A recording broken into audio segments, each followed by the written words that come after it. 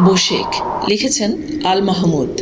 যে বাতাসে বুনো হাঁসের ঝাঁক ভেঙে যায়, জেটের পাখা দুমড়ে শেষে আছাড় মারে, নদীর পানি শূন্যে তুলে দেয় ছড়িয়ে, নুইয়ে দেয় টেলিগ্রাফের থামগুলোকে, সেই পবনের কাছে আমার এই মিনতি, তিষ্ঠ হাওয়া, তিষ্ঠ মহাপ্রতাপশালী, গরিব মাঝির পালের দড়ি ছেড়ে কী লাভ?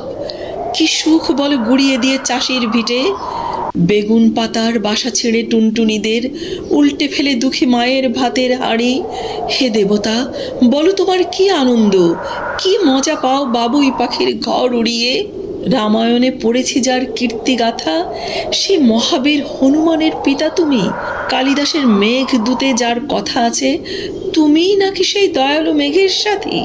তবে এমন নিঠুর কেন হলে বাতাস, উড়িয়ে নিলে গরিব চাষির ঘরের খুঁটি?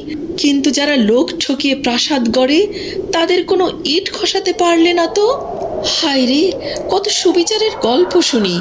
তুমিই নাকি বাহন রাজা সোলেমানের, যার তলোয়ার অত্যাচারীর কাটত মাথা, অহমিকার অট্টালিকা গুড়িয়ে দিত। কবিদের এক মহান রাজা রবীন্দ্রনাথ তোমার কাছে দাঁড়িয়েছিলেন করজোরে, যা পুরনো শুষ্ক মরা অদারকারী কালবৈশাখীর একটি ফুঁয়ে উড়িয়ে দিতে।